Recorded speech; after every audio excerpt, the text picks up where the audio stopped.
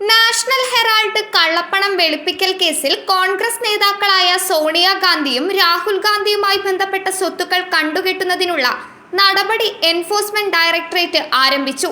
National Herald പത്രം പ്രസിദ്ധീകരിച്ചിരുന്ന AJL ഏറ്റെടുത്തതിലൂടെ സാമ്പത്തിക ക്രമക്കേടുകളും fund ദുരുപയോഗം ചെയ്തതുമായി ബന്ധപ്പെട്ട ആരോപണങ്ങളാണ് കേസ്. സോണിയയുടെയും രാഹുൽ ഗാന്ധിയുടെയും ഉടമസ്ഥതയിലുള്ള യങ് ഇന്ത്യൻ ലിമിറ്റഡ് ഏറ്റെടുത്ത അസോസിയേറ്റഡ് ജേണൽസ് ലിമിറ്റഡിന്റെ ആസ്തികൾ സ്ഥിതി ചെയ്യുന്ന ഡൽഹി, മുംബൈ, ലക്നൗ എന്നിവിടങ്ങളിലെ പ്രോപ്പർട്ടി രജിസ്ട്രാർമാർക്ക് ഏപ്രിൽ 11 കേന്ദ്ര അന്വേഷണ ഏജൻസി നോട്ടീസ് അയച്ചിട്ടുണ്ട്. 2000 കോടിയിലധികം വിലമതിക്കുന്ന സ്വത്തുക്കളുടെ നിയന്ത്രണം നേടുന്നതിനായി യങ് ഇന്ത്യൻ AJLന്റെ ആസ്തികൾ ദുരുദ്ദേശപരമായ രീതിയിൽ ഏറ്റെടുത്തുവെന്ന് BJP നേതാവ് സുബ്രഹ്മണ്യൻ സ്വാമി നൽകിയ പരാതിയിൽ ആരോപിക്കുന്നു. AJLന്റെ ആസ്തികളുമായി ബന്ധപ്പെട്ട 988 കോടി രൂപയുടെ കുറ്റകൃത്യ വരുമാനം വെളുപ്പിച്ചതായി കണ്ടെത്തിയതിനെ തുടർന്നാണ് EDയുടെ നടപടി. സ്വത്തുക്കളുടെ നേരത്തെയുള്ള താൽക്കാലിക കണ്ടുകെട്ടൽ അഡ്ജുഡിക്കേറ്റിംഗ് അതോറിറ്റി അടുത്തിടെ സ്ഥിരീകരിച്ചതിനെ തുടർന്നാണ് നടപടികൾ ആരംഭിച്ചത്. 2023 നവംബറിൽ ഡൽഹി, മുംബൈ, ലക്നൗ എന്നിവിടങ്ങളിലെ 661 കോടി രൂപ വിലമതിക്കുന്ന സ്ഥാവര വസ്തുക്കളും 90.2 കോടി വില വരുന്ന AJL ഓഹരികളും ED താൽക്കാലികമായി കണ്ടുകെട്ടിയിരുന്നു.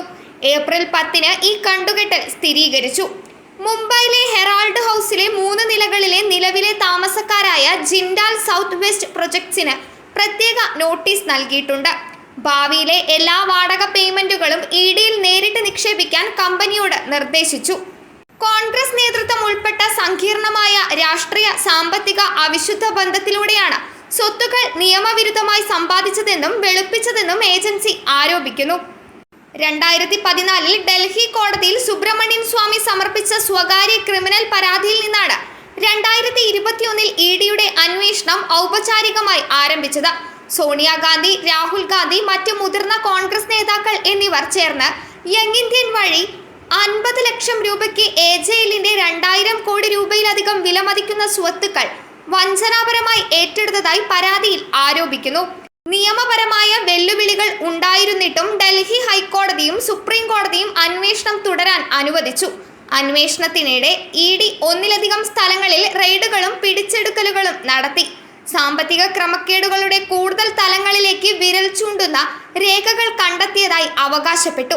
വ്യാജ സംഭാവനകളിലൂടെ 18 കോടി രൂപയുടെ അനധികൃത ഫണ്ട് സമാഹരിക്കുന്നതിനും 38 കോടി രൂപയുടെ മുൻകൂർ വാടകയും പരസ്യങ്ങളിലൂടെ 29 കോടി രൂപയും സമാഹരിക്കുന്നതിനും AJL യങ് ഇന്ത്യൻ നെറ്റ്വർക്ക് ഉപയോഗിച്ചതായി ഏജൻസി ആരോപിക്കുന്നു.